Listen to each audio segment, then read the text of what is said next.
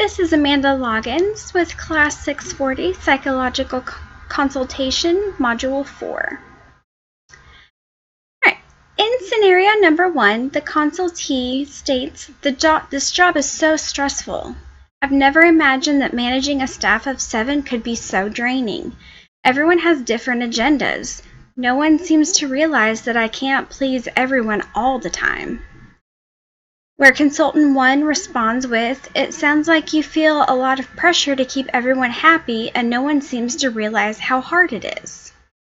And consultant 2 responds with, you know, just from talking to you for 10 minutes, I can see that you're not assertive enough and your employees have lost respect for you. I think one goal of our work together could be to help you become more assertive. Now I can understand the reasoning behind the response from consultant 1, as it is a reframing of the consultee's words, which allows for rapport to be built as the consultant is actively listening to what the consultee is telling them. Other than building rapport, which of course is needed in the consultation relationship, this response does not do much to move the consultation process forward. Consultant 1 essentially regurgitated the information that the consultee has provided as part of the consultation relationship, which does not aid in the consultation process as a whole. Throughout the consultation process, the consultant and the consultee are supposed to use each other's skills to work through the presenting issue or issues from the consultee. Consultant 1's response lacks this feature. On the other hand, Consultant 2 has a different approach in regards to the consultee's statement.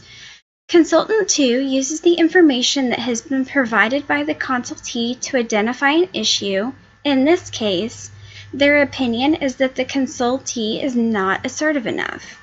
Due to the consultee not being assertive with their employees, the consultant concluded that the employees have lost their respect for the consultee.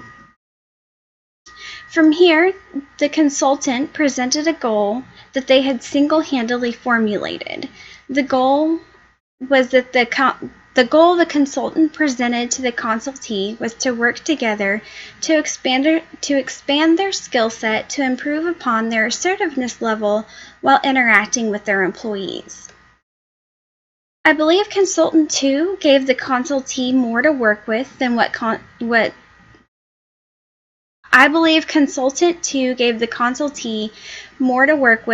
Consultant 1 did, as they actually served the consultee closer to the purpose of the consultation relationship overall. I support the response of Consultant 2 and believe that this response was much more effective in aiding the consultee with their presenting issue. However, I do not believe that everything that Consultant 2 presented to the consultee was done so in the best manner. I personally view the consultation process as one that ebbs and flows, especially in circumstances where the consultee can present their feelings and issues surrounding issues that they are having in their workplace and/or issues they are having with working with their clients.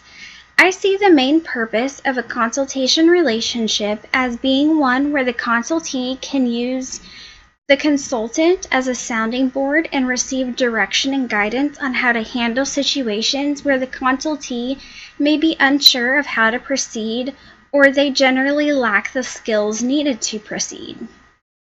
My understanding of the consultation relationship is a relationship where the participants are able to present their information, work closely to identify possible issues and/or obstacles that need to be worked on, voice their opinions on what they think is the best plan of attack to resolve the issues and/or obstacles that were brought to light, ultimately formulating a goal for the consultee to work towards. In my eyes, to deem a consultation relationship effective, multiple parties need to be involved at each of the stages.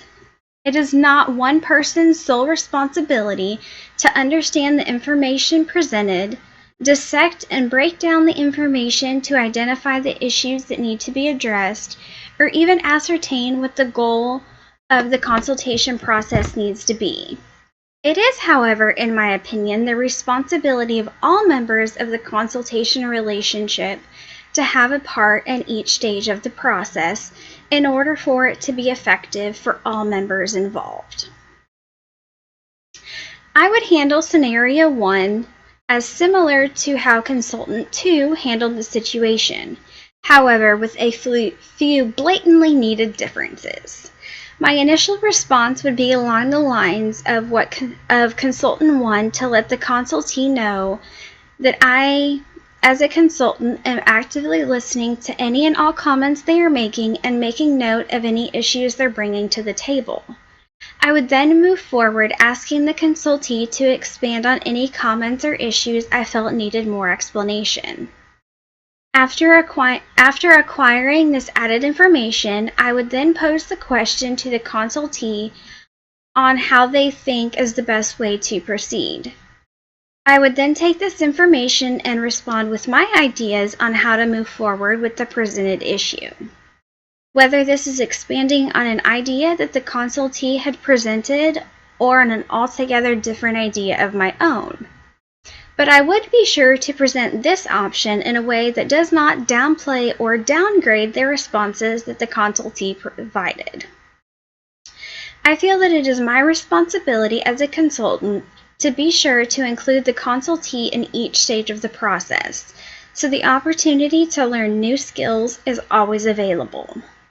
It is not my job or responsibility as a consultant to make all the decisions during the process or to tell the consultee how to respond or act in any given situation.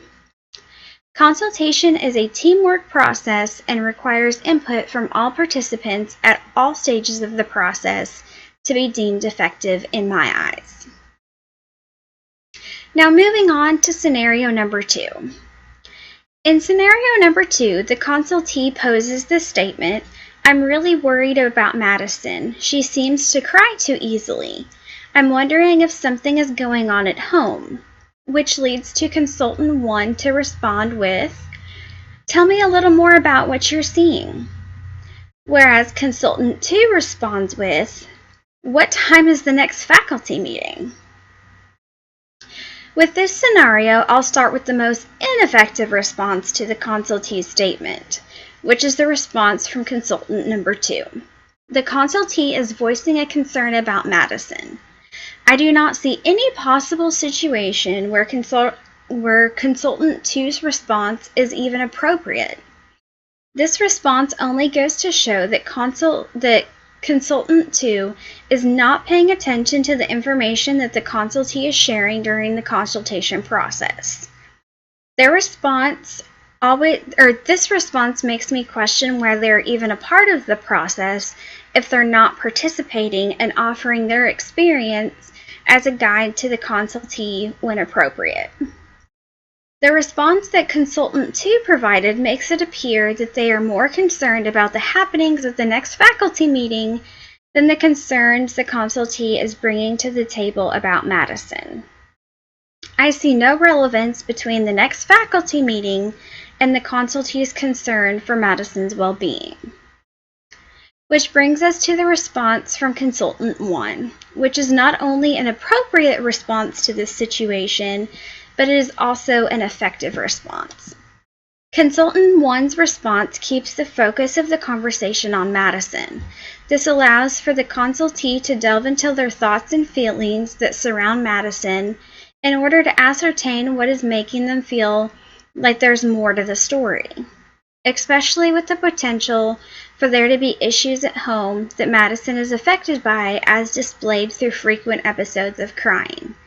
To me, this is an effective questioning tool used by consultant 1 not only to display their active listening skills, but it encourages the consultee to dig deeper into their own thought process regarding the key points that make them believe that something more could be going on with Madison than what meets the eye. This is a situation that, if not handled correctly, could turn sour very quickly.